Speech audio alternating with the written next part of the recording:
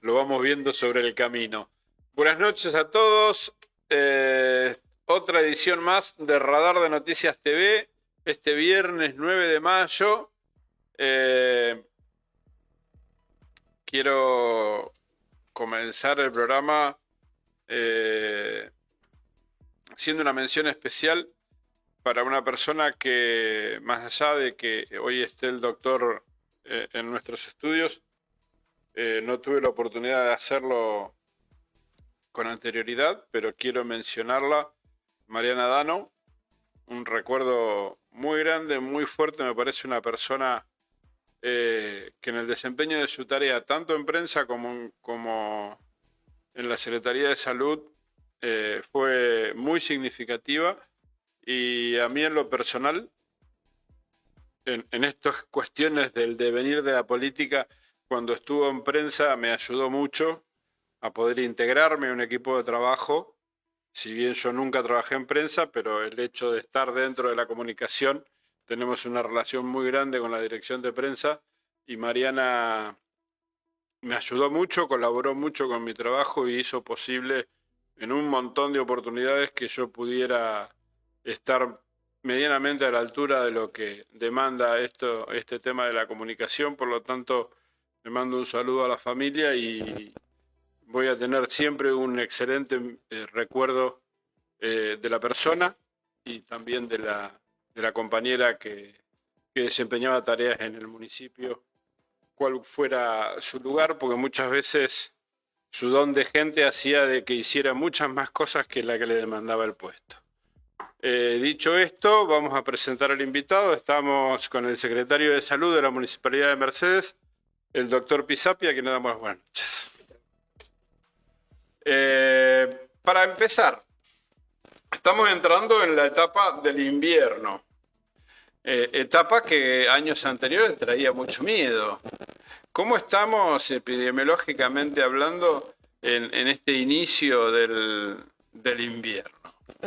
Bueno, en principio estamos atravesando una etapa que es un invierno medio particular porque todavía no comenzó, es un otoño que todavía no empezaron los días fríos, sí los días húmedos, todavía tenemos mosquitos dando vueltas.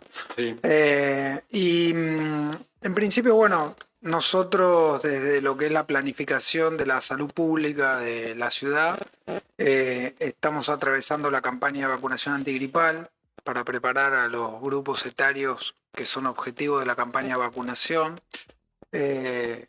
para prepararlos para enfrentar cuando vengan la circulación más importante de las virosis. En este momento hay algunos virus circulando que están generando los primeros casos de laringitis, los primeros casos de rinitis, los cuadros gripales leves. Así que por el momento la situación epidemiológica está bien, es lo esperable.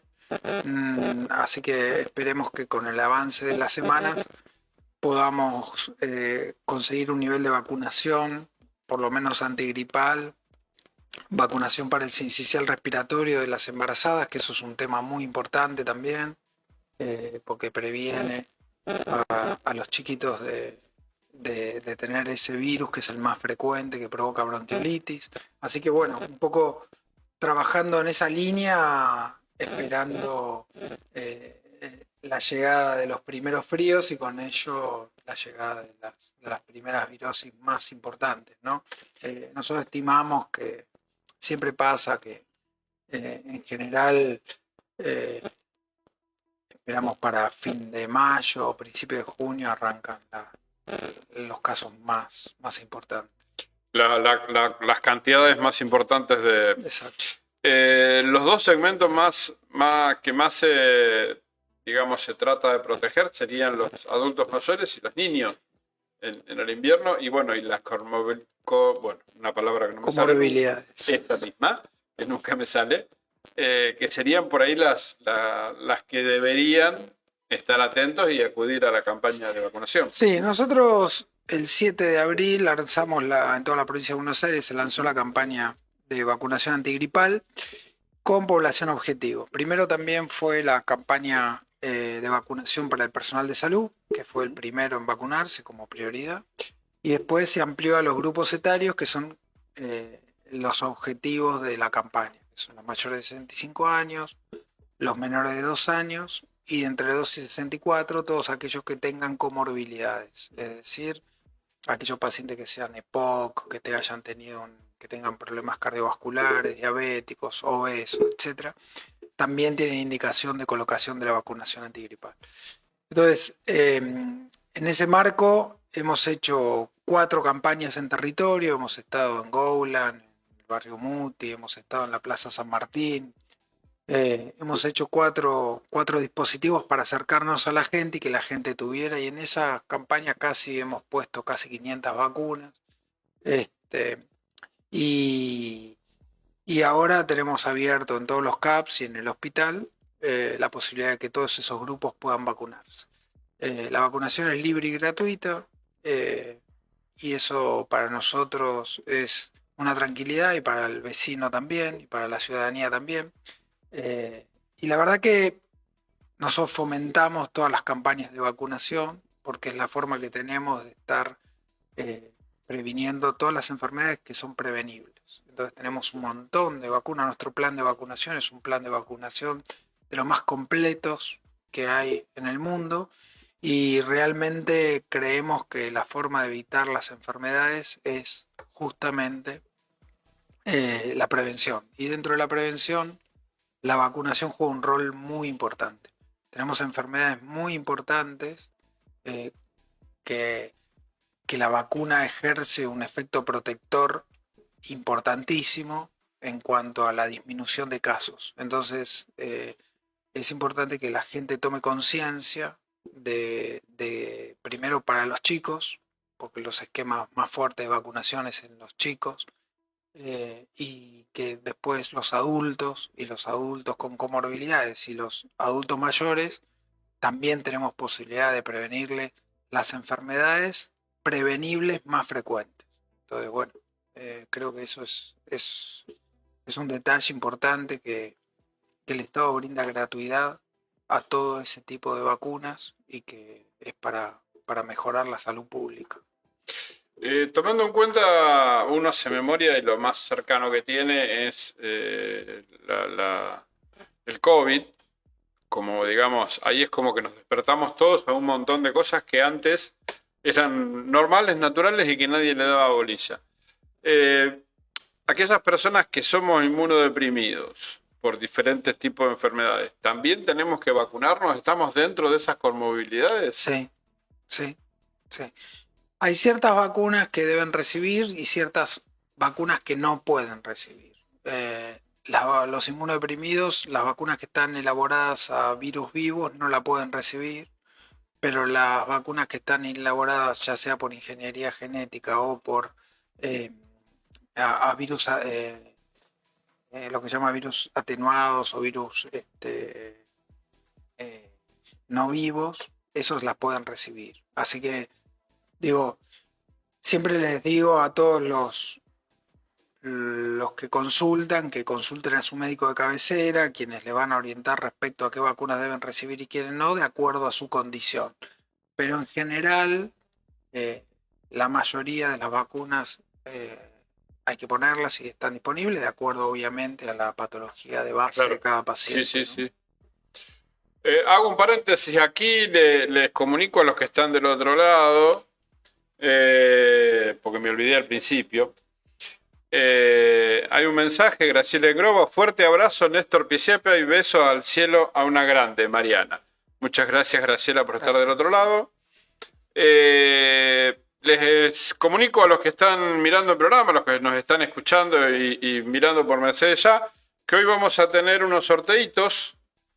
Vamos a sortear 2 desayunos de la vieja Recoba de 24 esquina 27 y 2 pares de entradas para el fin de semana a la fiesta nacional de la torta frita, cumpliendo sus 25 años. O sea que todos los que manden mensajito, gracias Gustavo Arsenegui por estar del otro lado, todos los que manden mensajitos entrarán en el sorteo por los 2 pares de entradas para la fiesta y los 2 desayunos en la vieja Recoba Bar y Restó, de 24 esquina 27. Bueno, continuando con esta charla, una de las preguntas que casi obligadamente tengo que hacerle, porque es una de las cuestiones que en las redes sociales se manifiestan cada vez con mayor fuerza. Entiendo que estamos en una etapa eleccionaria, que estamos en el medio de un proceso electoral, por lo tanto seguramente alguna intencionalidad debe tener el tema de los CAPS, sobre todo aquellos CAPS de la zona rural. ¿Cómo está la asistencia médica en los CAPS y cómo está la situación de los médicos en los diferentes CAPS de la ciudad? Porque siempre es importante hablar, ir a la fuente y hablar con el que sabe. Cuando uno diagrama lo que es atención primaria de la salud, tiene que tener en cuenta diversos ítems que determinan, de acuerdo a localidad, cantidad de superficie y cantidad poblacional, uno hace un análisis de los recursos con que cuenta y a partir de ahí establece la distribución de esos recursos. Nosotros, en nuestra gestión, yo asumí en plena pandemia, octubre del 2020, asumí la gestión, con lo cual nuestro primer año y medio básicamente estuvo destinado a la pandemia, a la vacunación de la pandemia, en esa parte de la pandemia. Y a partir de fines del 2021 comenzamos la acción que teníamos y el programa con el cual veníamos a la Secretaría para poder desarrollarlo. Nosotros hemos, y ahora no solo en el ámbito rural, sino en el ámbito general de lo que es la atención primaria de la salud, hemos casi duplicado la cantidad de prestaciones. En cuanto a los médicos y las especialidades no médicas como nutricionistas, fonoaudiólogas, etc.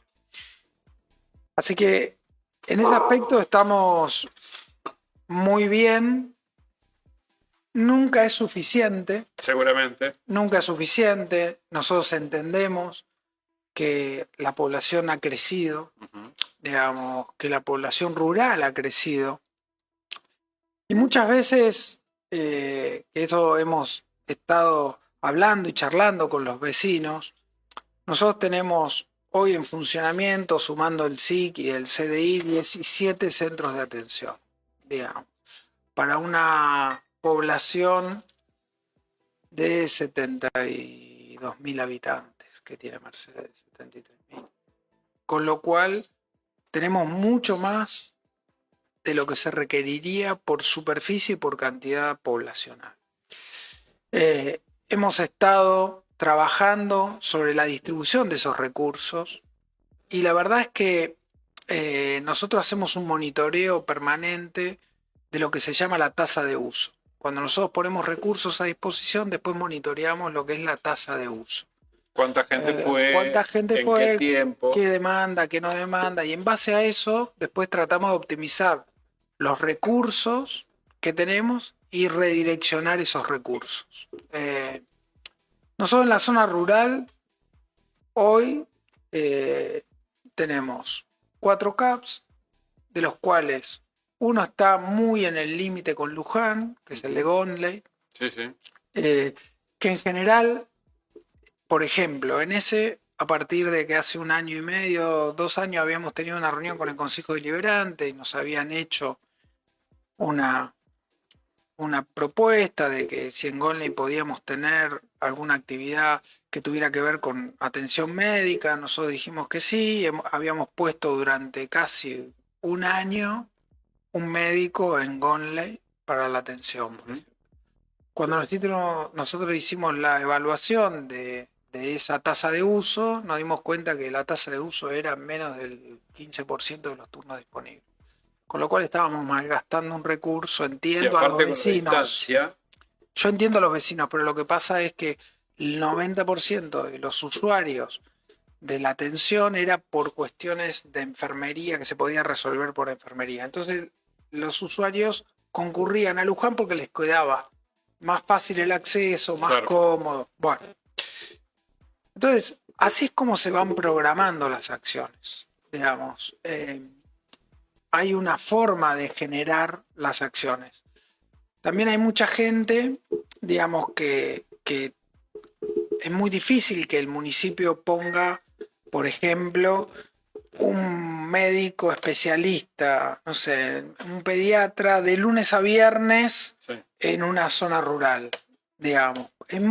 Ojalá pudiéramos, digamos, pero a veces se nos torna muy difícil porque nosotros tenemos eh, que, que administrar con los recursos que tenemos y ver el total y el global Sí, de aparte lo que por hacemos. por una determinada cantidad de habitantes en una determinada superficie, se evalúa la cantidad de posibles atenciones que hay y seguramente en una sociedad, en una zona rural, porque son extensiones extremadamente grandes, la tasa de atención es muy baja y es como que se hace innecesario tener un médico todos los días. Sí, Es entendible, al que lo necesita en ese momento, en esa circunstancia, es un todo. claro, por eso digo que muchas veces cuando una cosa es la programación de la salud pública. Después está lo que nosotros hicimos, que fue, pusimos una guardia rural nocturna del SAME en rural. Y tenemos una ambulancia en rural para que, porque nosotros lo que vimos es que normalmente ante una urgencia o emergencia, el tiempo estimado de llegada o de arribo es alrededor de los 8 minutos. ¿Sí? Nosotros vimos que estando en la base en el centro de la ciudad, en la nocturnidad podíamos llegar con esos tiempos. Pero la gente demandaba que, porque cuando uno tiene un evento de salud, un minuto parece una hora, no parece un minuto. Sí, Sobre sí. todo si el evento de salud es importante. Entonces, lo que determinamos como estrategia es, bueno, pongamos fija una ambulancia en rural para que la respuesta sea mucho más rápida. Y después están las particularidades de cada uno de los CAPS, que nosotros tratamos de generar contenido y además generamos acciones. ¿Qué quiero decir? Por ejemplo, con los diferentes programas que tenemos, vamos a las escuelas y generamos controles en las escuelas y generamos campaña de vacunación y generamos un montón de acciones en rural que complementan esto que nosotros tenemos como dispositivo fijo en la zona. Así que yo creo que obviamente siempre falta. Estamos mejor que hace 2 años y siempre estamos proyectando mejorar. Siempre estamos proyectando tratar de superarnos. De eso se trata un poco. Con los recursos que tenemos. También hay una realidad. Muchos de los recursos de salud vienen del gobierno nacional. Claro. Y hoy el gobierno nacional está desmantelando el Ministerio de Salud. Entonces, también nosotros estamos en un contexto. Hacia allá íbamos con la próxima pregunta. Claro, bueno, lo dejo que me pregunte si quiere, pero digo, para contextualizar, digo, nosotros estamos trabajando junto con la provincia en un montón de acciones, pero hay que tener en cuenta que Salud coparticipa el 37% de lo que viene de coparticipación viene de la parte de sanitaria, de salud. Ahora, ¿qué pasa? A todos los municipios le bajaron 18 puntos de la coparticipación. Sí, sí. Entonces, eso es dinero que no se puede volcar en salud, en educación, recurso genuino que tenía la provincia y que bajaba a los municipios que ya no lo tiene. Entonces, lamentablemente nos vemos afectados. Entonces, nosotros programamos sobre una base teórica de recursos que vamos a tener y de repente esos recursos se achican y nosotros tenemos que distribuir los recursos que tenemos. Entonces, la gente entiendo que muchas veces esté disgustada con algunas cuestiones, pero también tiene que entender que las acciones que toma y que determina en ciertos momentos, cuando le toca elegir, también tienen sus consecuencias. Hoy, en salud por lo menos, la estamos viviendo, digamos. Hoy estamos frente a un posible brote de sarampión, donde han aumentado los casos, en Cava, en la provincia, y durante 2 o 3 meses no recibimos de Nación vacunas antisarampionosas. Entonces digo, esto es lo que determina. Y no quiero que esto suene a excusa. Digo que hay que buscarle explicaciones lógicas. Las explicaciones lógicas son estas. Digamos, si tenemos más recursos, lo podemos volver más complicado. Como decía el general, la única verdad es la realidad. Y cuando la realidad marca que el ingreso per cápita es menor la distribución que hay para poder atender las necesidades de la comunidad. Dejemos de lado la cuestión política. Creo que si entramos en cuestiones políticas cuando se trata de salud, le estamos errando. Acá creo que, aparte fundamentalmente, los tres ejes fundamentales de un Estado son salud, seguridad y me falta uno. Justicia. Y justicia. Que es donde no se puede escatimar y no se puede discutir ideología, o sea, y cuando hablamos de la salud, después podemos discutir si estamos de acuerdo o no de acuerdo con las políticas que se llevaron adelante durante la pandemia, después de la pandemia, pero está visto que aquellos que siguen sosteniendo aún hoy esa diatriba antivacuna, lo único que están haciendo es condenando a las futuras generaciones a que tengan mayores y más peligrosos problemas de salud. Mira, yo creo que lo que queda claro es que hoy tenemos, no podemos dejar lo que es salud al libre mercado. Yo soy un defensor de la salud pública, me formé en el sistema público y creo fervientemente que la salud debería ser igualitaria, equitativa, con acceso hacia todos. No lo podemos dejar libre mercado la salud. Nosotros hoy, y esto es objetivo lo que voy a decir, tenemos un gobierno nacional que no le importa la salud pública. Desfinancia la salud pública. Es su política y la gente lo eligió, con lo cual yo respecto a eso no tengo absolutamente nada que decir. Lo que sí tengo que decir es que yo estoy de la vereda de enfrente. Claro. Que yo defiendo la salud pública, voy a insistir en que me parece que es lo mejor. Y el sistema que se está aplicando, el sistema económico que se está aplicando en este momento, lo que está haciendo es recargando la salud pública. ¿Por qué? Porque hay muchos despidos, no lo invento yo, lo estamos viendo. Sí, sí. Hay despidos en todos los rubros.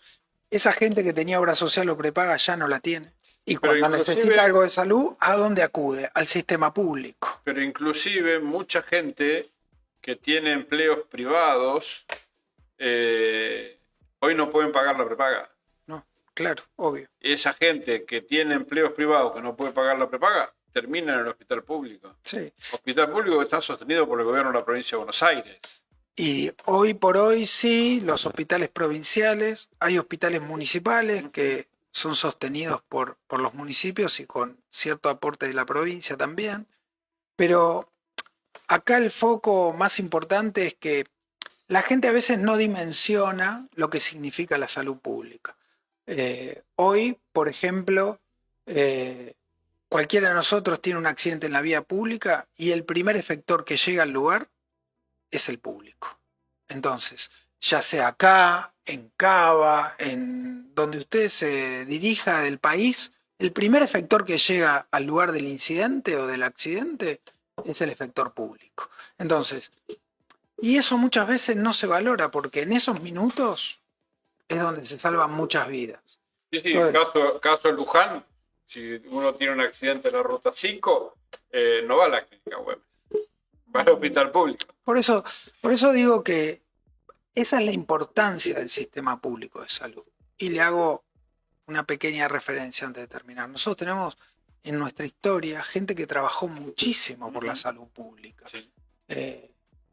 Carrillo, un ícono de la salud pública. Pero hay gente que fue anónima, que hizo mucho. Por ejemplo, Alvarado fue alguien que erradicó la malaria en el país. Y uno dice, y bueno, uno va a Paraguay y todavía hay malaria, uno va a Brasil y todavía hay. Y acá le debemos a un héroe anónimo la erradicación de esa patología. Digo, tenemos que tener conciencia de lo que significa poner los recursos en la salud pública. Vamos, bueno, acá hay mensajitos. Juan Mauricio Escolari, abrazo doctor. Por acá el enfermero loco de Extramédica. Yo soy un defensor de la salud privada. Chiste. Aplauso por el trabajo que llevamos adelante en pandemia. En conjunto, salud pública y salud privada. Si podés ponerme los otros, bueno. Gracias Gustavo Castellani por estar del otro lado. Estamos en vivo, saliendo en vivo por FM Gowland. Y pregunta Gustavo Castellani, ¿por qué en Agote y Gowland no hay un médico 24/7? Porque para eso nosotros tenemos lo que se llama el SAME, que es el sistema de emergencia, que hoy es municipal, que antes era provincial y ahora es municipal. Que ese tiene sistema de 24 horas de médico, de asistencia. Y después está la guardia del hospital. Para poner un médico en un CAPS 24 horas, necesitas armar un sistema de segundo nivel. De segundo nivel. No podés en un primer nivel tener 24 horas de guardia. No te lo permite la disponibilidad sanitaria hacer eso. Yo no puedo poner un médico en una salita porque a mí se me ocurre 24 horas, porque no tiene la infraestructura para dar respuesta. Claro. Entonces, primero hay que armar la infraestructura para dar respuesta. Y para armar la infraestructura hay que generar un centro de segundo nivel que sea un satélite del hospital. Sí, por ejemplo, tiene que tener un equipo de rayos. Sí, tiene que tener un montón de cosas. Enfermería. Sí. 24/7 también. La enfermería es un sistema que que funciona a las 24 horas porque de hecho el sistema de la ambulancia cuenta con enfermería en Gowland, con lo cual la asistencia de enfermería está brindada hoy. Lo que no podemos hacer es armar un segundo nivel en Gowland, claro, porque el segundo nivel hoy está determinado que es a nivel provincial y está establecido de acuerdo a ciertas prerrogativas desde el punto de vista sanitario. Entonces, bueno, no lo podemos armar así, de esa manera. Sí. Es como si quisiéramos tener un médico 24/7 en cada CAPS. Es como si quisiéramos tener las calles asfaltadas en los caminos rurales. Claro. Digamos, es muy complicado. Digamos, sí podemos mejorar los caminos rurales, pero no podemos asfaltar los caminos rurales. Entonces sí podemos dar cobertura con el sistema de emergencia, claro, pero no podemos armar un hospital porque no lo podemos armar desde el municipio. Sí, no hay recursos. No lo podemos armar desde el municipio. En esta misma, usted habló del sarampión, ¿no? Uh-huh. ¿Cómo está la situación? Porque hubo unos brotes en Capital Federal y en algunos distritos colindantes a Cava. Sí. En el resto de la provincia, sobre todo yéndonos más al interior, ¿cómo está la situación? Por ahora, ¿Es de riesgo? Por ahora siempre es de riesgo. Acá tenemos que hacer dos cuestiones. Una que tiene que ver que el sarampión es una enfermedad infectocontagiosa, que es muy contagiosa, pero que tenemos la particularidad de que es prevenible, porque tenemos vacunas para eso. Después tenemos dos situaciones que nos han pasado. Una fue, no sé si se acuerdan, y tengo que no mencionarlo, en la época de Macri, que hubo 2 galpones gigantescos con vacunas vencidas, sí, en la época de Vidal, que no se distribuyeron. Entre ellas había muchas vacunas antisarampionosas. Esto, sumado a la pandemia, que nos aisló y hizo que muchos sobre todo muchos chicos, retrasaran su plan de Su plan de vacunación. vacunación, sí, sí.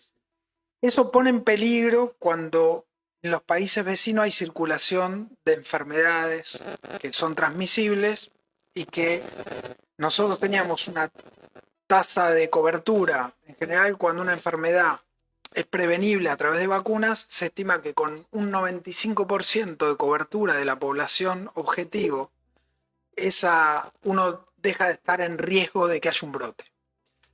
Y aparte hoy por hoy, disculpe que lo corte, el tema de la multiplicidad de comunicaciones, el avión y demás, hace mucho más rápida la transmisión. Estamos hablando 15, 20 años atrás, para que una enfermedad que estaba en Europa llegue a la Argentina, pasaban años. Claro, sí, la Hoy globalización. tenemos la prueba con la pandemia de que en horas, en días, Sí. cruzaron el Atlántico. Entonces, el tema ahí empieza a haber una sumatoria de cosas. Primero que en los países vecinos empieza a haber más casos, la tasa de cobertura de vacunación por estos factores disminuyó y porque también disminuyó la distribución de cierto grupo de vacunas durante los primeros 12 meses de este gobierno. Entonces, todo eso hizo que la tasa de cobertura de cierto grupo de enfermedades, de pasar del 95, hoy estemos hablando de un 84-85%.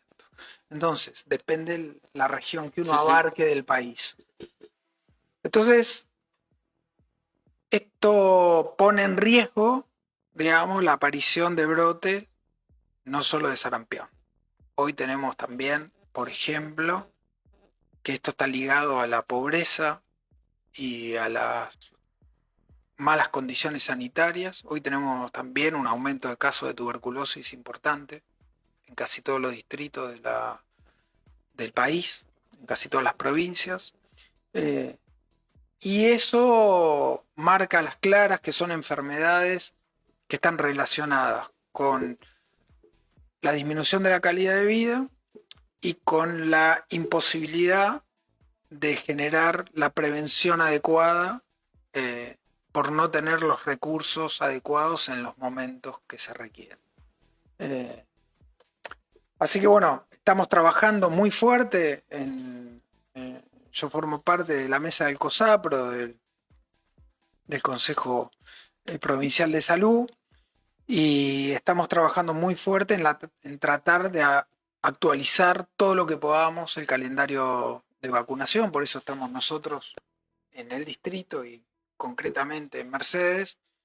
Estamos yendo a las escuelas, estamos yendo a los clubes para control del carnet de vacuna y para la aplicación de las vacunas que faltan de ese carnet, porque muchas veces, sobre todo en los chicos, es muy común que le toca la vacuna, pero justo está con moco, está con fiebre, está con diarrea, no lo lleva, o sea, tenemos ahí, y entonces empiezan a retrasar las vacunas. Entonces es muy importante mantener actualizados los carnets de vacunación. Sí, aparte es fundamental porque parece mentira, pero en otras cosas también pasa, como por ejemplo los semáforos en rojo, cuando el nene chiquito te dice no pases papá porque no se puede, ahí tomamos conciencia de que hacemos cosas que no está bien, y cuando viene el nene de la escuela y le dice a mamá, me dijeron en la escuela que tengo que ponerme la vacuna. Por ahí en la multiplicidad de tareas de la madre, el día que tenía que llevarlo, como usted dice, tenía un problema X, no lo llevó y después se olvidó. Sí, por eso están los dispositivos territoriales. Nosotros trabajamos mucho con los dispositivos territoriales, ir a los barrios, y el trabajo que tratamos de hacer es nominalizar quiénes son los que... Nosotros tenemos lo que se llama un mapa caliente. El mapa caliente tenemos las zonificaciones por los barrios, y en esa zonificación de barrios tenemos, a través del censo, nosotros tenemos cuántos chicos viven, cuántos adultos mayores, qué grupo etario está en cada lugar. Y en base a eso también tenemos cuál es la población objetivo de cada una de las campañas que nosotros hacemos. Entonces, Para planificar nosotros tenemos que nutrirnos de datos porque no hay otra forma, digamos. Nosotros cuando planificamos y generamos la planificación zonificada, nos nutrimos de datos y con esos datos armamos la estrategia y llevamos a cabo la estrategia. Y después evaluamos cuál fue el resultado de eso que llevamos a cabo. Porque tratamos de corregir, tratamos de mejorar, pero siempre planificamos. Porque es la única forma de que nosotros después podamos tener los mejores resultados y que además podamos hacer una evaluación sobre lo planificado. Y en este tema en particular, en vacunas, planificamos bastante y volcamos todos los recursos que tenemos para que eso se lleve a cabo, sobre todo en in situ, en los lugares, en los domicilios, ¿sí? Que eso es muy importante. Una de las cosas que en otra época se hacía importante y que ahora creo que está empezando a crecer son aquellas enfermedades que se les llamaban las enfermedades de la pobreza. Sobre todo en el primero y segundo cordón del conurbano. ¿Cómo está repercutiendo eso en Mercedes, que todavía no somos conurbanos? Las enfermedades que tienen que ver con los recursos económicos de la población están, digamos, directamente relacionadas con el ambiente en el cual viven, es decir, si hay hacinamiento, si no hay hacinamiento, en las condiciones de higiene en las cuales esta gente, este grupo poblacional vive, si tienen agua potable, si no tienen agua potable. Y en base a eso se va viendo, digamos, las enfermedades emergentes, de acuerdo a esto. Las más comunes, como ya dije hoy, una que es la tuberculosis, otra es la gastroenteritis, otras son las enfermedades de la piel, la escabiosis, la pediculosis, son todas las enfermedades que tienen que ver con la falta de higiene. Todo lo que es gastrointestinal, que está relacionado... Aunque parezca mentira, la sarna también. Claro, por eso. Eso es lo que nosotros llamamos escabiosis. Y tenemos diferentes tipos, pero digamos, para no aburrir, digamos, básicamente eso, que tienen que ver con esto, con las condiciones de vida. Nosotros en Mercedes tenemos mucha gente la mayoría de la gente que tiene acceso al agua potable y que tiene acceso al agua de red o al agua de pozo, pero que a su vez son potables. Nosotros, desde la Secretaría de Salud, en el SIC, tenemos un laboratorio que monitorea el agua de la ciudad y con los niveles para determinar, y monitoreamos los pozos, y la verdad que el nivel del agua potable de Mercedes es muy bueno y la mayoría de la gente tiene acceso al agua potable. No conozco gente que no tenga acceso a agua potable.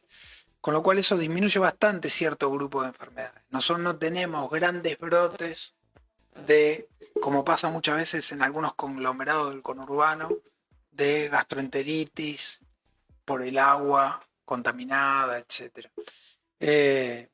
Pero sí tenemos algunas enfermedades que tienen que ver con el hacinamiento. Que eso se ve un poco más en épocas donde la gente, no sé, hoy los alquileres son caros, la gente vuelve a las casas de sus padres o de sus abuelos, y donde antes vivían 4, ahora viven 8, y bueno, eso también influye, digamos. Por eso, a veces cuando hablamos de salud, y cuando hablamos de salud pública, tenemos que hablar de otros factores que determinan la buena o la mala salud, o la buena o mala calidad en la salud. Los factores económicos son fundamentales, porque no solo determinan los recursos económicos que tenemos nosotros, sino que además determinan la posibilidad que tiene el ciudadano común de mejorar su propia calidad. Claro. Y entonces genera como en la comunidad una repercusión diferente. Entonces, bueno, un poco es esto, las enfermedades, yo creo que en Mercedes estamos bastante bien, pero no, digamos, la ola nos va a golpear. Sí, comparativamente estamos bien, pero también tenemos una población mucho menor que la que por ahí tienen los distritos urbanos. Sí, obvio. Y además tenemos otra cuestión que es, tenemos menos hacinamiento Claro. de los grupos poblacionales. Entonces, bueno, eso a nosotros nos da un alivio. Pero en algún punto lo que suceda a nivel socioeconómico, ambiental, va a tener una repercusión en la salud. Eso es inevitable. Vamos a los mensajitos, así agradecemos a... Había uno de Rocío Amarillo, un abrazo para Néstor, gran profesional de la salud. Había uno de Julio Maldonado. Abrazo enorme, Néstor, y la gran tarea en la Secretaría de Salud. Felicitaciones, Fabián, por el programa. Gracias, Julio. Gracias por estar del otro lado. Les recuerdo a los que nos están escuchando que sobre el final del programa vamos a hacer un sorteito con una rueda, como lo pueden ver en otros programas, es la misma rueda, donde vamos a sortear 2 pares de entradas para la fiesta de este fin de semana, la fiesta de la rueda frita, y 2 desayunos en bar y cafetería La Vieja Recoba de 24, esquina 27. Hay un tema que cada 8, 10, 12 meses empieza a aparecer, se multiplica en las redes sociales y parece como que las explicaciones nunca alcanzan. Que es el tema, sobre todo cuando en algún distrito que tiene buena prensa aparece, que es el tema de la contaminación del agua y la aparición de metales pesados en las aguas. Seguramente usted cada tanto tiene que salir a explicarlo porque parece como que no alcanza que se publiciten y se publiquen los resultados de los análisis. Sí, hace poco salió una publicación, a mi entender, un poco maliciosa, con un título que involucraba a Mercedes, y cuando uno entraba en la nota y lo leía, no hacía ningún tipo de referencia a la ciudad de Mercedes. Nosotros, como le digo, tenemos un monitoreo propio con un laboratorio en el SIC, con una persona destinada exclusivamente al monitoreo de la calidad de agua, de los metales, del arsénico, etcétera. Y que nosotros hacemos el estudio, además, mandamos cada 3 meses una contraprueba a monitoreo, a un laboratorio externo al municipio, para que haga también el monitoreo, y hacemos el control bacteriológico del agua. Y nosotros tenemos a disposición de los resultados, los ponemos a disposición porque son de libre observación. Y hasta ahora tenemos los niveles de arsénico permitidos, los niveles de metales no tenemos, los niveles bacteriológicos están dentro de lo que significa agua potable, digamos, y en ningún momento hemos tenido una dificultad respecto a esto. La verdad que no sé de dónde han salido la desinformación respecto a este tema, pero yo le quiero dejar tranquilidad. Yo consumo agua potable, consumo agua de la canilla, yo personalmente. Y la verdad que no sé, le quiero llevar tranquilidad a toda la población de Mercedes de que el agua que circula por el agua corriente de la ciudad es agua en condiciones. Y todos los que tengan pozo pueden llevar su agua a analizar en forma gratuita y nosotros la analizamos y se nos a la distancia correspondiente y todo. Nosotros analizamos y que no están contaminadas las napas adecuadas para llegar al nivel que tienen que llegar cuando se hace un pozo. Las napas no están contaminadas, no contienen arsénico, eso lo quiero que quede claro porque han salido de esa publicación y la verdad que en una mañana he recibido unos 15 llamados telefónicos y cuando uno va y un poco empieza a investigar la situación se da cuenta que, bueno, no sé si fue un tema político, si fue un tema adrede, no sé qué fue lo que pasó. Yo no creo en las casualidades ni en las confusiones en este tipo de cosas, porque si había alguna duda, con preguntarnos y acceder a la información adecuada, digamos, se acababa la discusión y el malentendido. Pero bueno, nosotros seguimos trabajando, le quiero llevar tranquilidad a la gente, que nosotros muchas cosas de las que hacemos no las no las doy. Yo no puedo salir en los medios todos los días a decir que nosotros hacemos un monitoreo semanal del agua, porque la verdad que es un poco engorroso y mi actividad no me lo permite. Pero yo le quiero llevar tranquilidad a la población de que nosotros lo hacemos y que yo no me permitiría, digamos, si existiera alguna condición no adecuada, no avisar y no tomar las medidas correspondientes. Así que en ese aspecto quiero que la gente se quede tranquila.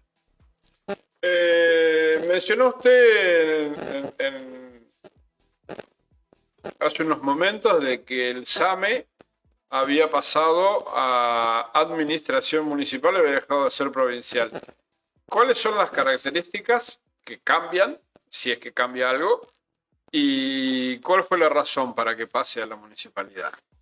Porque ahí hay una carga importante para el presupuesto municipal respecto a los costos. El sistema de emergencia históricamente estuvo asociado a los distritos que tenían hospitales provinciales al hospital provincial, porque el que pone los recursos en general es la provincia. En la época de María Eugenia Vidal se hizo un plan de desafectación del SAME, a los cuales se los convocó a los intendentes para que hagan una adhesión voluntaria, entre comillas, que no era tal con la prerrogativa de que iban a recibir fondos específicos para la atención del SAME. Resultó ser que esos fondos fueron escalonados en descenso. Entonces, el primer año le dieron el 75% del presupuesto establecido, el segundo año el 50%, el tercer año el 25% y a partir del cuarto año no se registró más. Un peso más. Ningún peso más. Entonces hay 84 distritos de los 135 que tiene la provincia de Buenos Aires que hoy tienen un SAME municipal. Y en muchos distritos no existe tampoco el SAME, ¿no? Entonces o sea que se municipalizó de prepo. Se municipalizó con una situación no clara. Y la realidad es que esto generó en casi todos los municipios una erogación económica muy importante.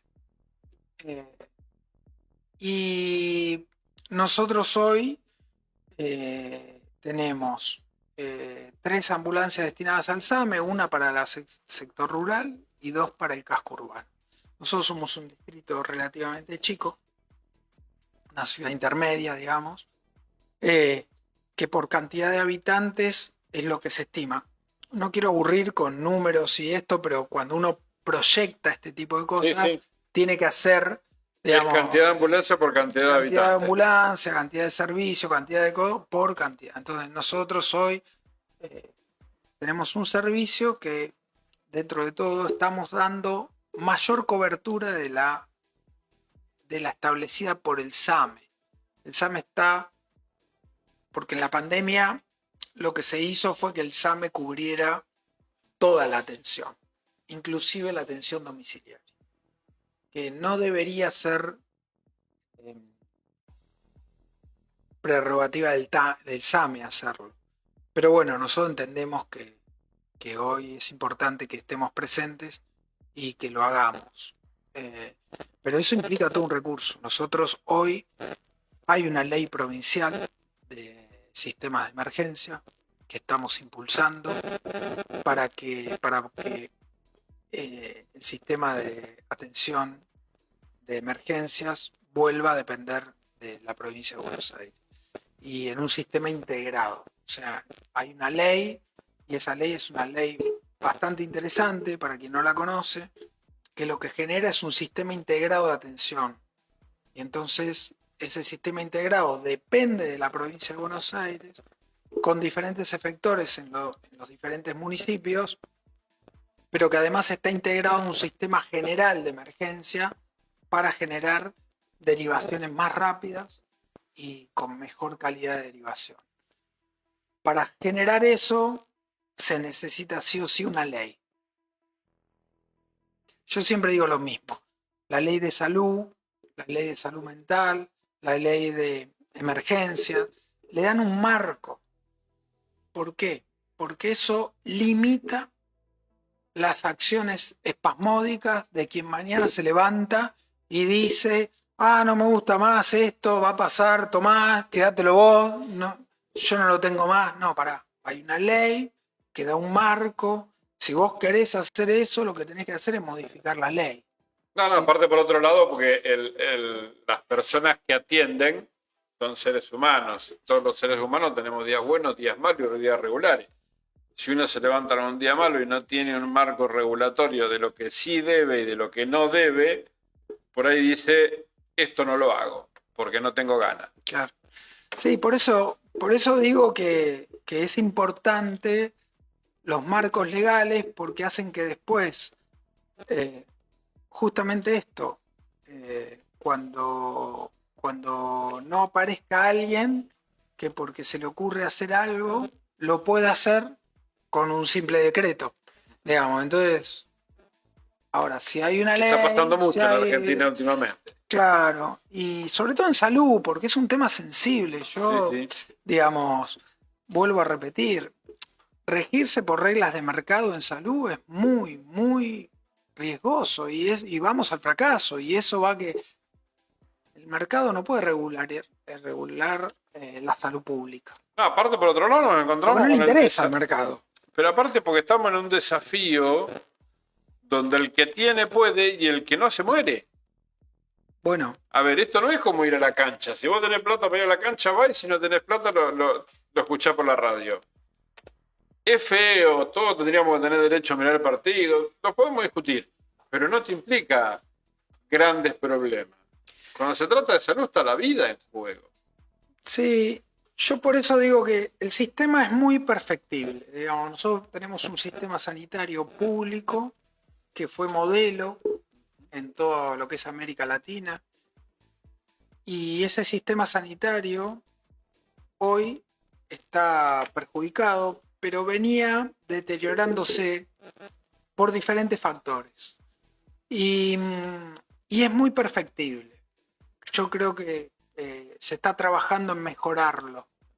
Y creo que se pueden mejorar mucho. Ahora, yo creo que lo que está del otro lado, nosotros tenemos que tener la creatividad, la iniciativa, la decisión política de mejorar el sistema sanitario público.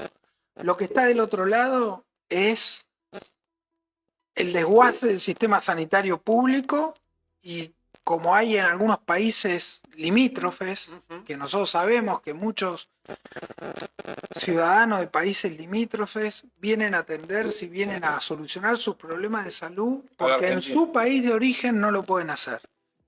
Entonces, si nosotros vamos en ese camino, digamos, vamos a perder uno de los valores que tenemos, que es la salud pública.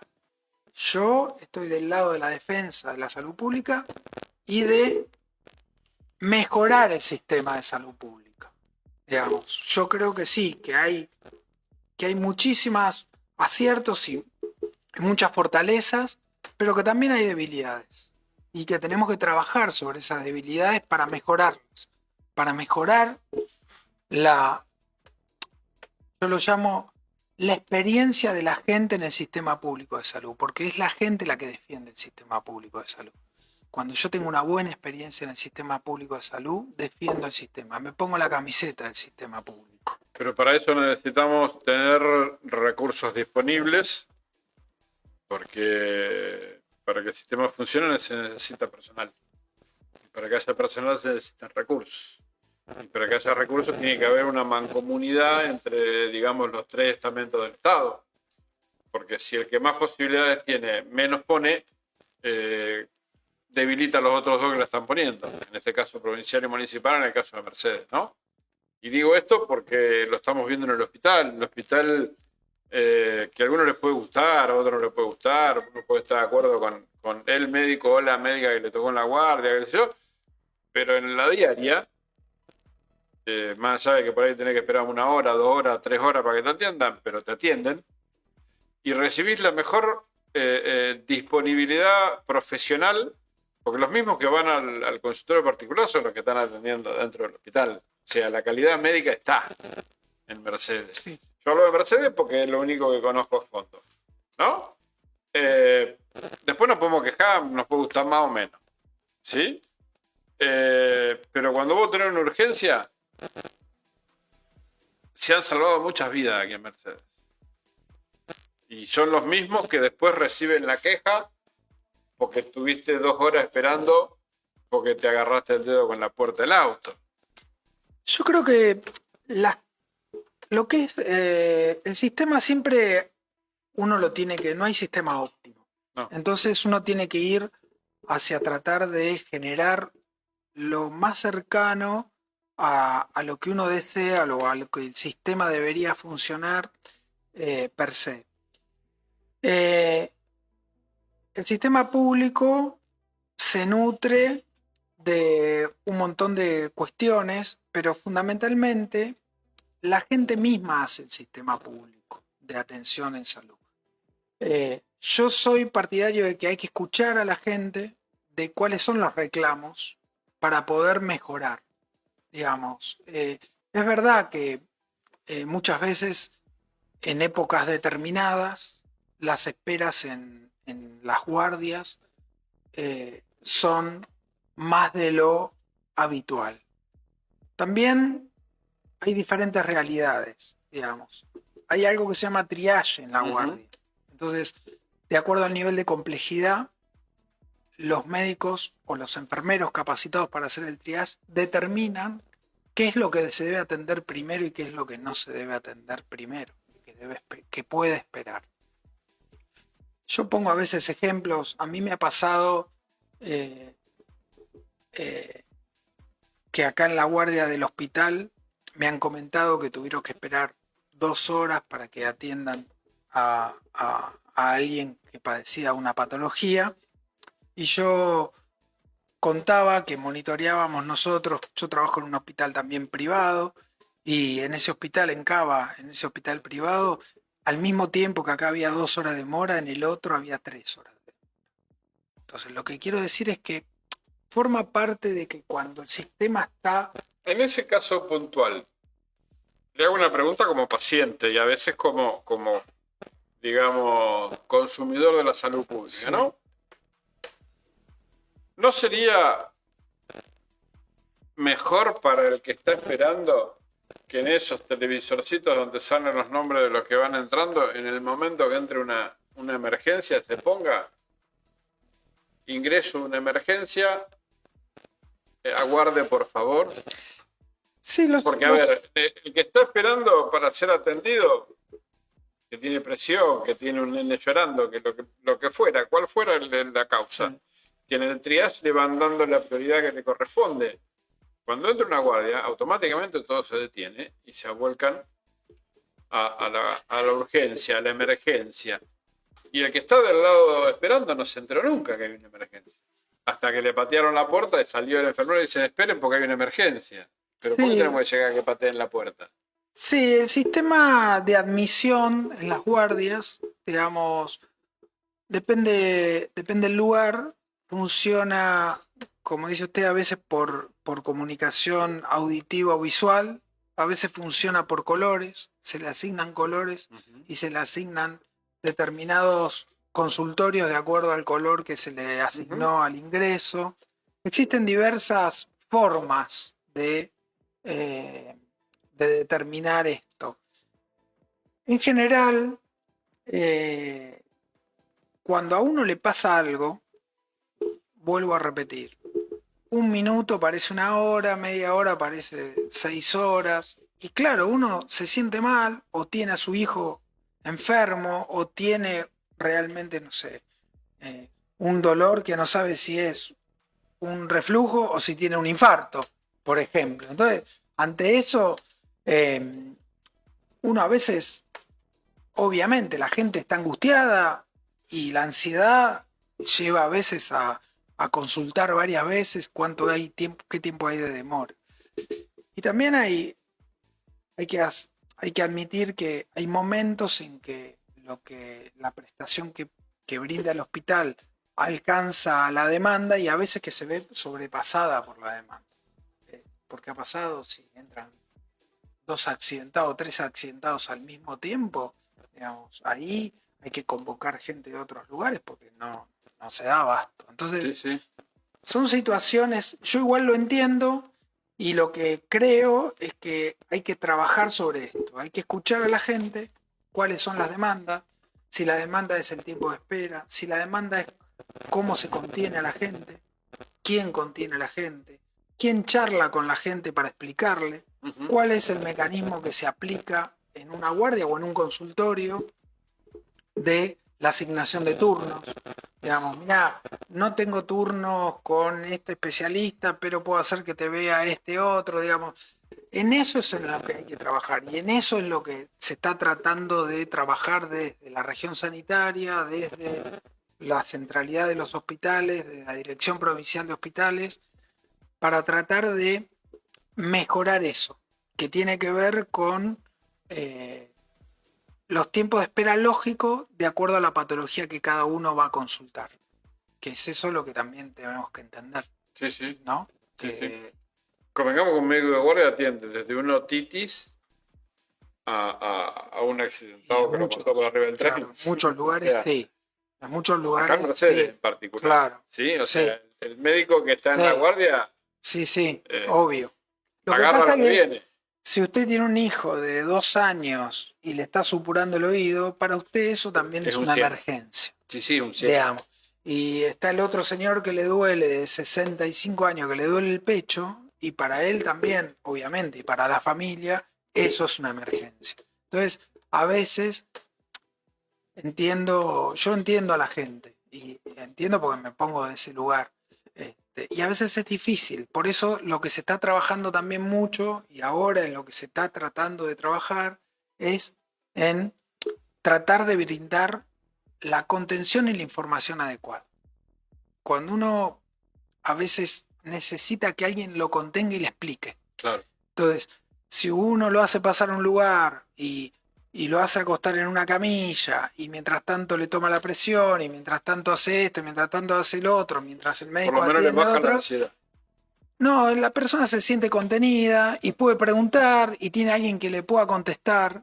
Y creo que en eso es en lo que se está trabajando. Se está trabajando porque mucho de lo que yo veo que sucede no tiene que ver con la mala atención médica, sino que es un problema de cómo todos nosotros, me incluyo, médicos, administradores, enfermero, camillero, lo que sea, cómo nosotros actuamos en los diferentes momentos conteniendo. Sí. Vamos a un mensajito porque traía una pregunta el mensajito. Poneme el anterior primero, que preguntaba por los CAPS. Cami Contreras pregunta, ¿por qué es un centro de atención primaria y es el nivel de atención? ¿Cuenta con servicio de SAME con un profesional de salud para evaluar la situación y en caso de ser necesario se realiza el traslado correspondiente al hospital? No sé si usted entendió la pregunta. Yo no. Sí, sí. No, porque es un centro de atención primaria y es el primer nivel de atención. Cuenta con servicios SAME, lo que quiere decir ahí es que, digamos, claro, el CAPS es la base y después lo que tiene es un centro de emergencia que es el SAME. Entonces, para lo que es emergencia está el SAME y para lo que es atención primaria, que en realidad la atención primaria es promoción y prevención en salud.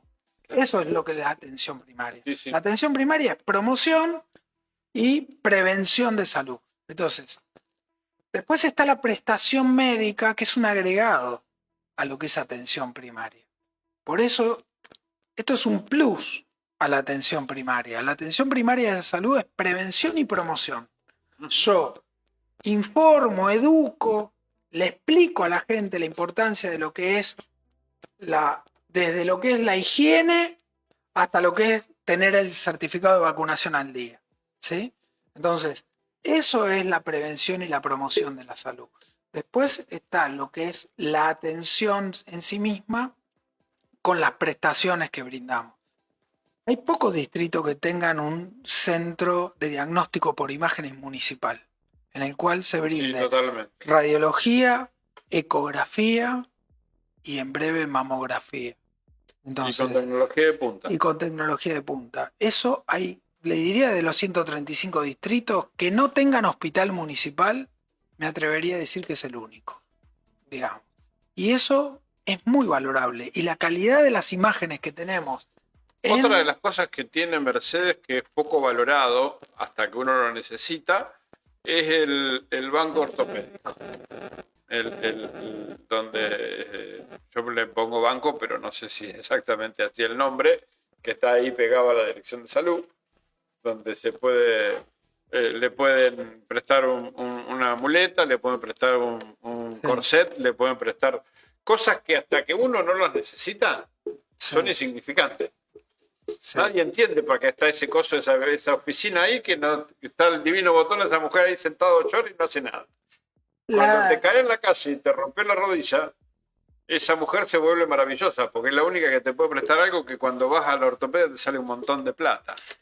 Nosotros detectamos en la Secretaría un par de situaciones respecto a esto. Primero, detectamos que los trámites ante una necesidad de muleta, silla de ruedas o botas, que es lo más frecuente, o bastón, ¿sí? O bastones, el trámite demoraba un tiempo, demoraba una semana, 15 días. Y cuando uno tiene la necesidad de que usar una silla de ruedas, la necesidad es inmediata de la silla de ruedas.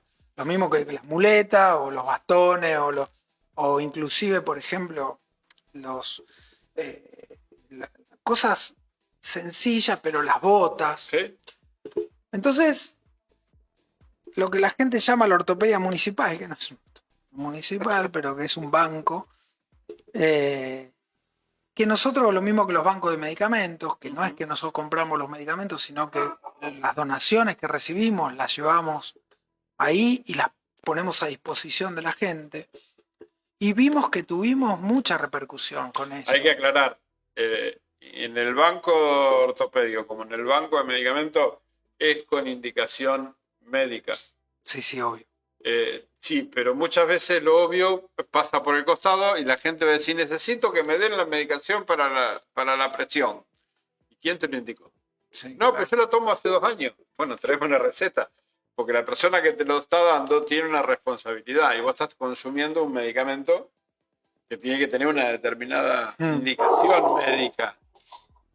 No le podemos pedir a la empleada que te da el medicamento que también sepa. Bueno, y a partir de ahí lo que nosotros vimos es, ayudamos a la gente inclusive a hacer el trámite por las obras sociales más frecuentes de la ciudad, que son IOMA y PAMI, ¿sí? Entonces los ayudamos a hacer el trámite para que el trámite salga más rápido. Y entonces en el interín nosotros hacemos el préstamo de eso y que después lo que pedimos es que lo devuelvan en las mejores condiciones para que eso pueda circular entre la gente, digamos. Fundamentalmente sano y limpio. Claro, sí, y que lo pueda circular entre la gente para que otro que lo necesite lo pueda utilizar. Y nos dio muchos resultados. La verdad que es el banco de medicamentos y el banco de ortopedia municipal, la verdad que nos da muchas satisfacciones porque la gente está muy contenta y lo hace uso de eso y nosotros brindamos un servicio que me parece que es importante. Recién vi un mensaje ahí que quería contestarle a Gustavo, que puso que el hospital es un desastre. En esta, Néstor, no te banco, el hospital es un desastre total, hay que reconocer lo que está mal, amigo, si no estamos en el horno. Gustavo Orsenegui, gracias por estar del otro lado. Yo lo que le quiero decir a Gustavo, que a mí me gustaría que eh, todo lo que la gente detecta como una falencia del hospital, digamos, que podría mejorarse, estaría bueno que lo puedan volcar en algún lugar dentro de la dirección del hospital para que se tomen cartas en el asunto. A veces para las autoridades es muy difícil estar en todos los lugares y a veces se escapan cosas. Yo estoy seguro que a los directores del hospital se le escapan un montón de cosas, como a mí a veces se me escapan cosas que suceden en los centros de atención primaria, porque no estamos todo el tiempo en esos lugares. Entonces, si hay alguien que pueda acercar cuáles son esas dificultades que tuvo cuando tuvo que ir, Claro. Entonces uno dice, che, mirá, fui y no sé, la admisión no me tomó los datos, no me llamaron, estuve esperando 2 horas y nadie sabía que yo estaba. No sé, ese tipo de cosas que son perfectibles porque el 90% de todas esas cosas son mejorables. Entonces estaría bueno que se pudieran acercar, porque yo creo que así como él siente que el hospital es un desastre, debe haber mucha gente que está muy agradecida al hospital. Entonces, siempre las balanzas, pero igual a esa gente que está agradecida, es importante que los comentarios que haga... El libro de anotaciones que sabía estar en la mesa de entrada sobre calle 12, ¿sigue estando? Yo creería que sí, porque eso no es no es ámbito mío, el hospital específicamente, porque es dependencia provincial, tiene sus directores. Si bien trabajamos en forma En red, sí. mancomunada y en red, y la salud y la autoridad máxima de salud del distrito soy yo, digamos, hay cosas puntuales que se manejan administrativamente dentro del dispositivo. Pero yo creería que sí, que hay mecanismos como para que uno pueda volcar cuál es su experiencia. En la época casi prehistórica, cuando yo trabajé en el hospital, hace más de 15 años, había un libro en mesa de entrada ahí en...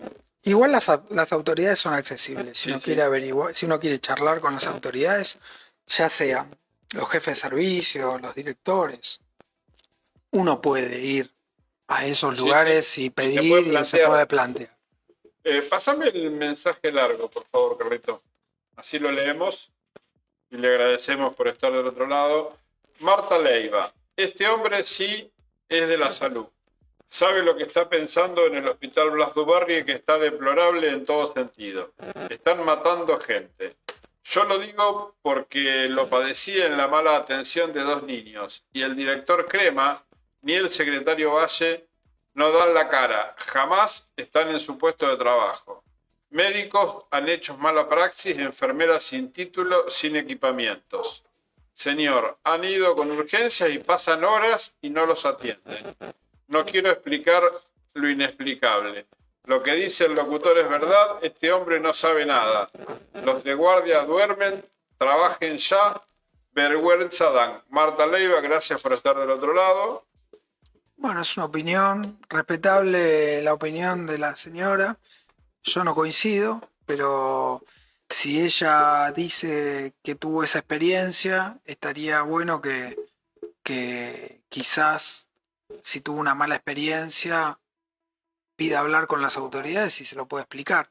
A mí no me consta nada de lo que dijo respecto a las autoridades y terminamos siendo subjetivos en cuestiones individuales. Claro. Y sí, es entendible que cada yo la entiendo y después no voy a polemizar con la señora porque no es mi estilo. Sí, la escucho, acepto lo que dice y bueno, después las autoridades del hospital quizás si no le llega todo este tipo de cuestiones, por ahí no pueden modificar lo que haya que modificar para que no vuelva a pasar.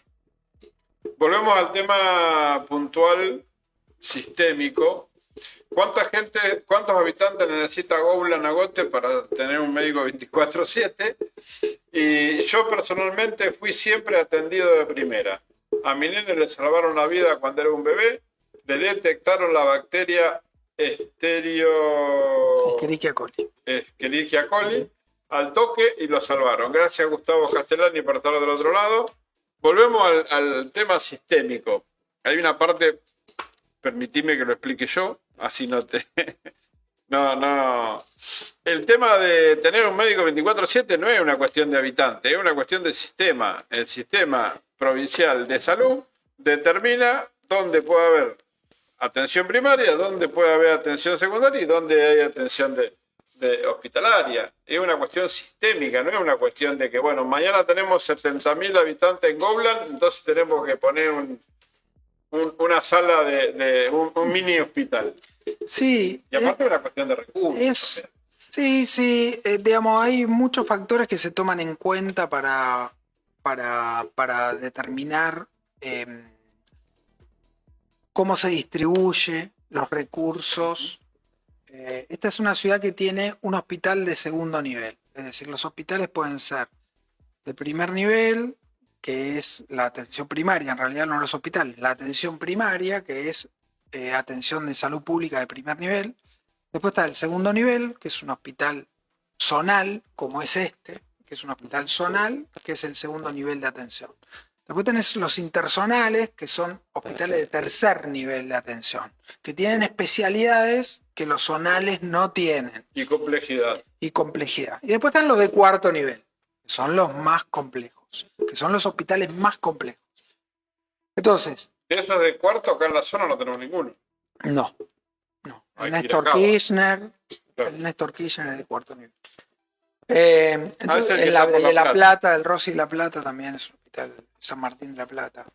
Entonces, lo que digo es, la estructura de cómo se arman los niveles de atención están determinadas por diferentes factores. Y esos factores,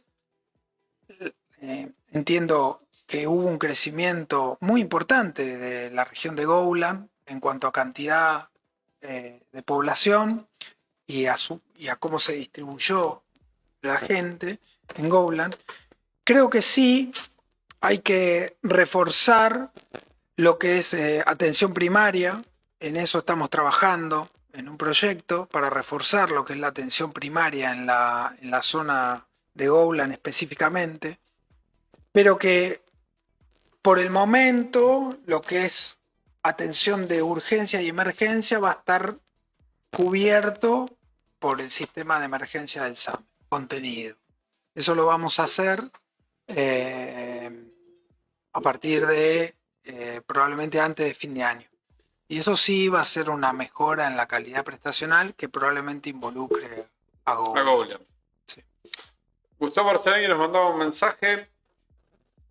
Bueno, básicamente decía que tiene que volver el doctor Pablo Cassiani a la dirección del hospital, que ese sí era un gran médico.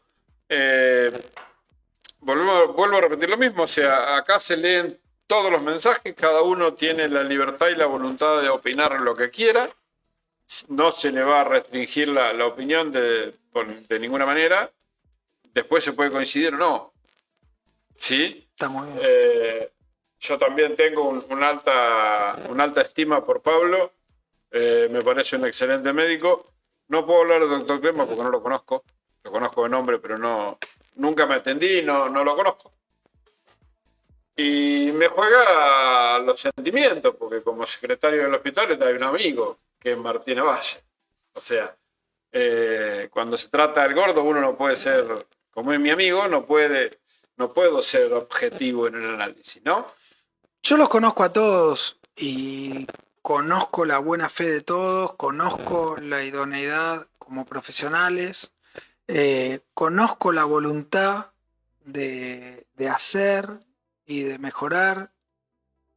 A Pablo lo conocí hace unos años, antes de entrar yo en la gestión, y después tuve bastante trato mientras él pasó a la dirección del hospital y yo asumí como secretario de salud. Y la verdad que tenemos una excelente relación. A Walter lo conozco de hace muchos años, cuando sus primeras dos hijas las atendí, y lo conozco y sé que es un excelente cirujano, que sé que es una persona idónea y preocupada por lo que hace. Eh, a Martín también lo conozco de hace muchos años. Y a Guido Antonelli, que es el otro director del hospital, lo conozco recién cuando él Perdón, asumió. doctor Antonelli, pero no lo tenía en registro. Con lo cual, y a la dirección anterior, que estaba acompañando a Pablo, la doctora Sukich, el doctor Robles. El doctor Robles, soy amigo, es un pediatra de probada capacidad, y que yo no tengo que decir de su idoneidad, porque habla per se su currículum.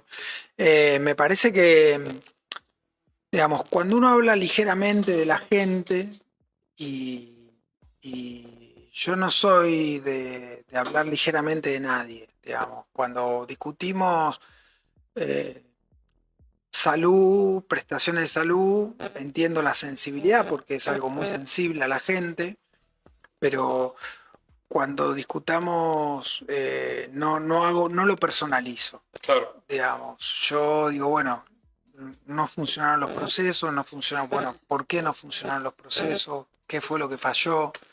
¿En qué lugar está el error? El error está desde la admisión del paciente hasta quien lo termina atendiendo. Ahí hay todo un proceso y bueno, tenemos que mejorar los procesos, bueno, mejoremos los procesos. Seamos honestos en decir qué fue lo que falló para mejorar los procesos. Creo que de eso se trata. Tenemos un mensajito más de María Berregueiro que dice: siempre pasa que es más fácil criticar el hospital o todo lo que es público y gratuito. Pasan cosas como en todos los centros de salud, donde trabajan personas buenas y no tan buenas. Gracias, Marita, por estar del otro lado. No sé si es más fácil criticar. Lo que pasa es que el sistema público de salud está más expuesto, porque vamos todos y no preguntamos cuánto sale para entrar. Por lo tanto, vamos todos. Y generalmente tiene la problemática de tomar todo aquello que le cae de arriba, o sea, todo lo que son accidentes, incidentes y emergencias van al hospital público. Sí, yo creo que yo entiendo básicamente también la gente está, son momentos de las sociedades también, ¿no? Y hay que contextualizar, porque también si no contextualizamos le perdemos el foco. En este momento hay una angustia, hay una sensación también de desprotección, y eso es lo que está rigiendo muchas veces los estados de ánimo. Yo creo que las instituciones, repito, tienen que mejorar su funcionamiento, pero también hay que ver qué hay del otro lado. Del otro lado hay no instituciones, es decir, no hospital público. Y la gente valora lo que tiene cuando lo pierde. Y eso es muy del ser humano, que uno valora lo que tiene cuando no lo tiene más. Pero en salud Si nosotros perdemos la salud pública, la vamos a lamentar y vamos a valorar lo que teníamos cuando lo perdimos. Y ya va a ser tarde. Entonces, luchemos todos para mejorar lo que tenemos, para tratar de perfeccionar lo que tenemos, para tratar de aportar a cómo mejorarlo, no a destruirlo, porque si aportamos a destruirlo, somos funcionales a quienes no quieren la salud pública. Entonces, tenemos que intentar, yo entiendo que a veces el enojo puede más, pero tenemos que intentar que eso no nos invada y que no nos invada el enojo y nos haga perder el foco. El foco es defender lo público, la educación pública, la salud pública, porque si no, la educación es un tema fundamental. Y yo a veces veo que muchos de los que están en el ámbito habitual y en nuestra diaria, a veces veo mucha falta de educación en la diaria, Sí. en la cotidiana, en los mensajes se refleja la falta de educación, digamos. Y eso creo que el sistema público tiene una responsabilidad y nosotros tenemos que tratar de mejorarlo y defenderlo. Porque nosotros pasamos una década, que fue la década del 90, donde el sistema público se intentó destruir, sobre todo el sistema de educación pública. Cuando yo era chico, el sistema privado de educación era pocos colegios que eran donde iban los ricos y algunos colegios donde iban todos los repitientes. Todo lo demás era sistema público de excelencia de salud. Y ahí convivíamos. El que tenía una clase media, el que era de clase alta, el que era de clase baja, así convivíamos todos. Hoy, en la década del 90, se mató un departamento fundamental en educación que fueron las escuelas nacionales.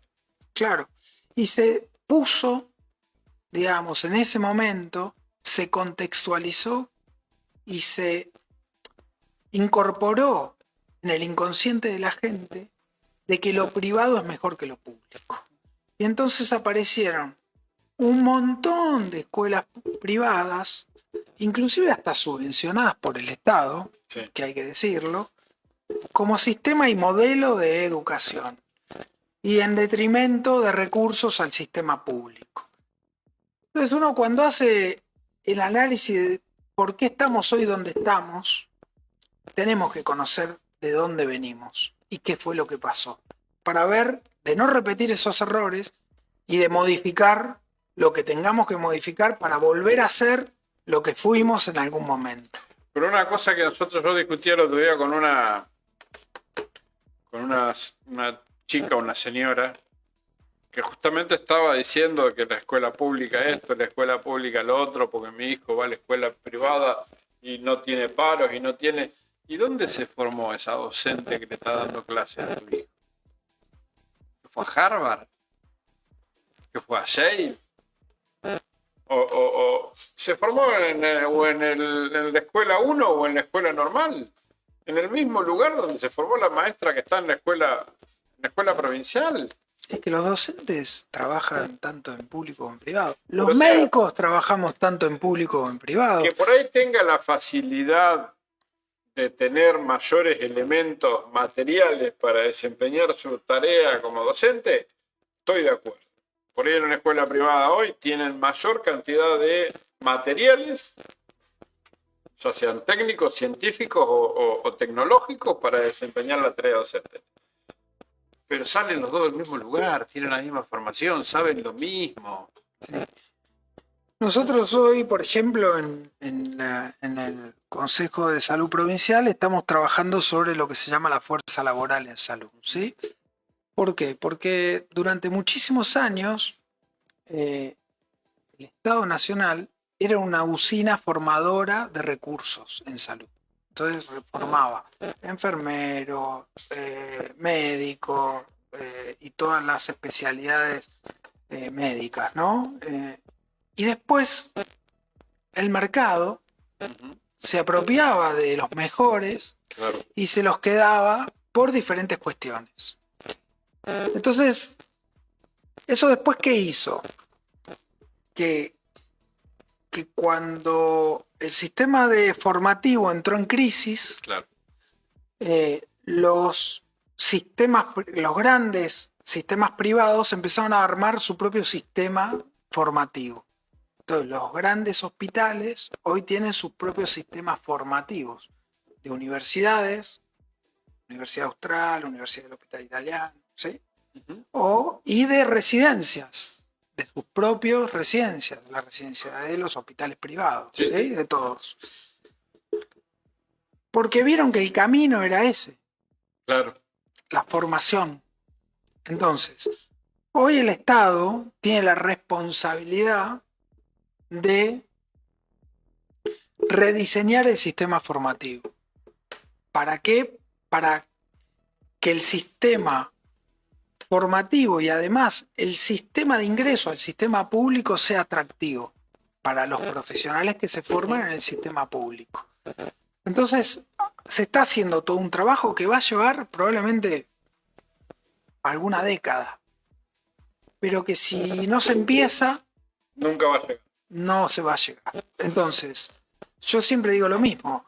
Cuando se decidió apostar a la salud pública en la década del 40, los resultados los vimos en la década del 60. Claro. Esa es la realidad. ¿Sí? Los resultados del fortalecimiento de la salud pública lo vimos en la década del 60. Entonces, alguien tiene que empezar, tiene que haber decisión política, tiene que haber acompañamiento de los recursos para llevar a cabo y con objetivos a corto, mediano y largo. Sí, yo creo que ahí, y me atrevo a decirlo, aunque muchos se vayan a enojar, de que debemos encontrar la manera de tener dirigentes políticos maduros y que superen la mediocridad de pensar en la próxima elección y empiecen a pensar a 20 años. En la vieja época, aquellos que formaron Balbín, Perón, Irigoyen, no se quedaban en los 4 años de la próxima elección. Diseñaban políticas a 20 años. Y los países desarrollados, por ejemplo, la Unión Europea, saca resoluciones a 20 años y resoluciones económicas a 20 años. Tenemos que lograr llegar a ese piso donde la dirigencia, porque no hay estados sin políticos, no existen los estados sin políticos.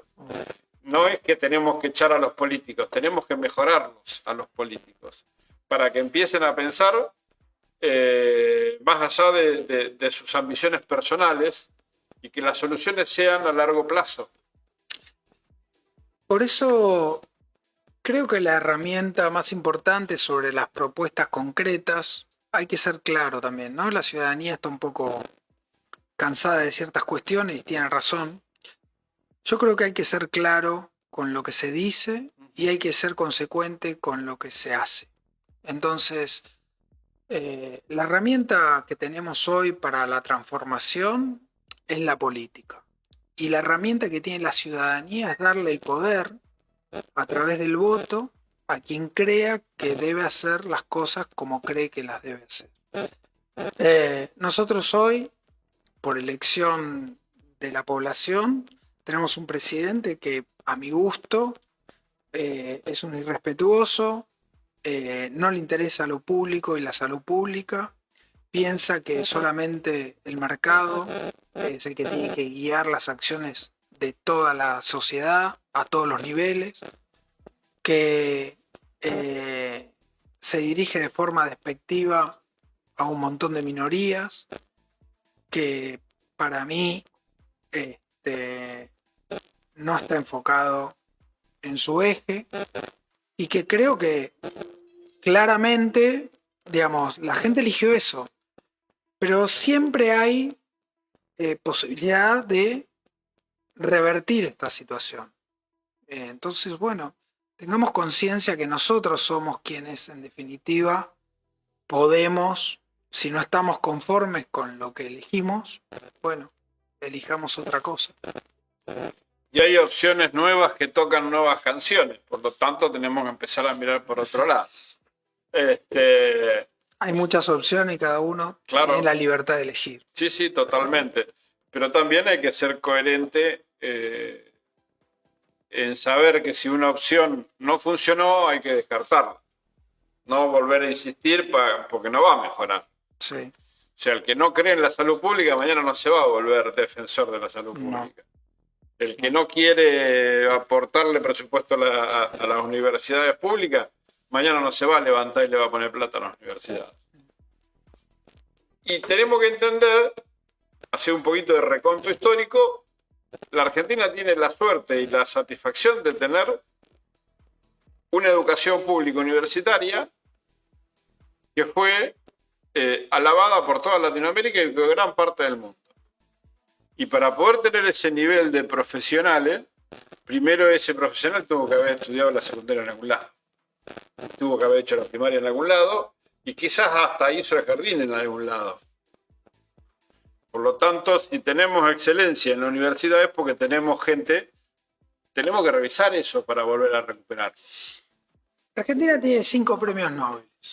Todos fueron a la escuela pública. Todos se formaron en la escuela pública. Tiene científicos de primer nivel. Tiene un cirujano que hizo en el año 51 el primer bypass de carótida. Y en el año 67 el primer bypass a cielo abierto que lo hizo Favaloro.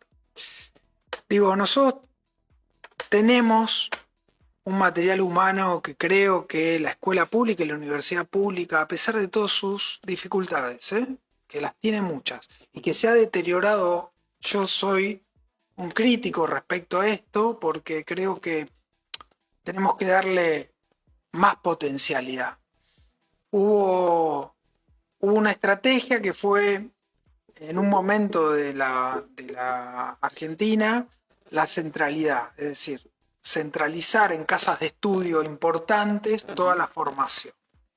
Después vinieron otras décadas, y en la presidencia, sobre todo en las últimas presidencias, la de Néstor y de Cristina, donde lo que se estableció como estrategia fue acercar las universidades a la gente, ponerlas más cerca de la gente, que me parece que como estrategia es muy buena, para darle la posibilidad a la cercanía, a las universidades, además, al tercer nivel de formación. Y además en la cantidad, tener la posibilidad de encontrar mayor excelencia. Sí.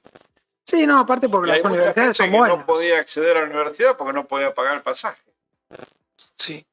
Si vos tenés una universidad cerca, claro, por eso. Tenés más posibilidades. Por eso entonces, a mí lo que me parece es que no es achicando los recursos de las universidades públicas como se fortalece un país, como se le da fuerza a un país. No es tratando de cerrar el CONICET como se envalentona o se quiere llevar adelante una política. A mí me parece que es todo lo contrario, que justamente incentivando a la ciencia, a la tecnología, a la investigación, es como un país se desarrolla. Pero bueno, esa es mi visión personal y por la cual yo también pertenezco a un espacio. La actividad privada, la industria, ya sea en cualquier ámbito, necesita los profesionales que salen de la universidad pública. Porque hay determinadas cuestiones de la industria que no tienen universidades privadas que formen a los profesionales que mañana van a atender esa demanda. No, y aparte porque me parece que ya no hay que hacer a mí me parece que el sistema formativo tiene que apuntar a objetivos. Cuando uno diseña sistemas formativos también tenemos que ser inteligentes a ver qué es lo que el país requiere.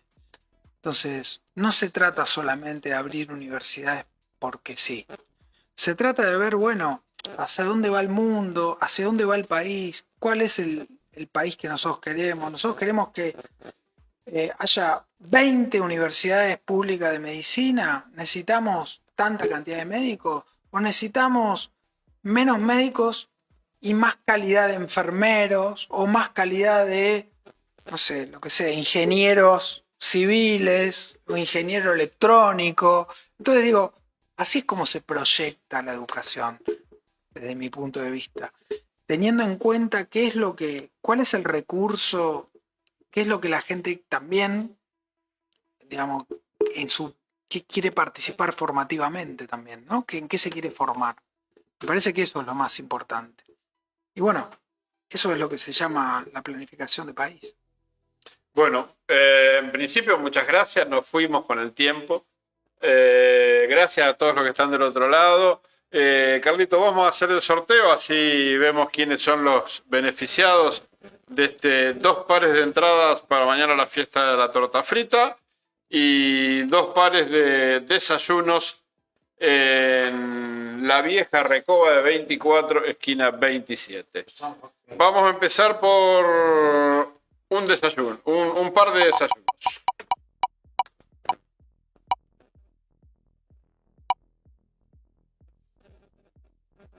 Bueno, te vas a tener que venir a desayunar a Mercedes, Gustavo Castellani. Primer par de desayunos en la vieja Recoba de 24, esquina 27, para Gustavo Castellani. Vamos por un par de entradas para mañana la fiesta de la torta frita, 25 aniversario. Recordamos que es la fiesta de la torta frita en homenaje a los excombatientes de Malvinas. Euge Fontana. Comunicate al 23, lo podés poner en pantalla, 23 24 50 22 45. Ese es mi WhatsApp. Te comunicás. ¿Tenés una lapicera de mano o no? No. Bueno, lo revisaremos en el canal de YouTube entonces. No, tenemos dos sorteos más. Vamos por otro voucher por 2 desayunos en la Recoba 24 y 27.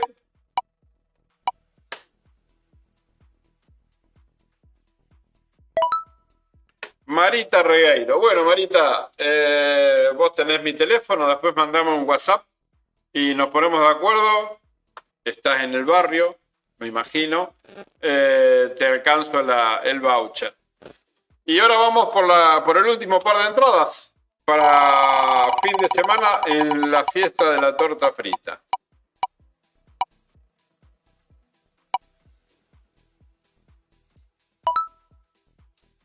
Imagino que es Juan Mauricio Scolari. Bien, Juan Mauricio Scolari, te digo lo mismo. Mandame un WhatsApp al 23 24 50 22 45 y así coordinamos y nos ponemos de acuerdo de cómo te haces de las 2 entradas para la fiesta de torta frita este fin de semana en el Parque Municipal Independencia. Muchas gracias a todos los anunciantes que pasaron por ahí abajo, que iban pasando mientras... otro mensajito, María Eugenia Loré, saludo al doctor Pisapia, gran profesional y mejor persona. Gracias. Muchas gracias, María Loré, por estar del otro lado. Muchas gracias, doctor, como siempre un placer. Por favor, gracias a ustedes por la invitación. Nos pasa siempre lo mismo, nos vamos con los tiempos. Igualmente nos quedaron unos cuantos temas por tratar, pero siempre es un placer y los invitamos a todos. Mañana no vamos a salir al aire en la radio porque nos vamos temprano a la fiesta de la torta frita, pero los invitamos a todos el próximo viernes a partir de las 20 horas aquí en Mercedes Ya, y si no el próximo sábado en la 103.5 FM La Tribuna, en esto que dimos en llamar Radar de Noticias. Muchas gracias a todos.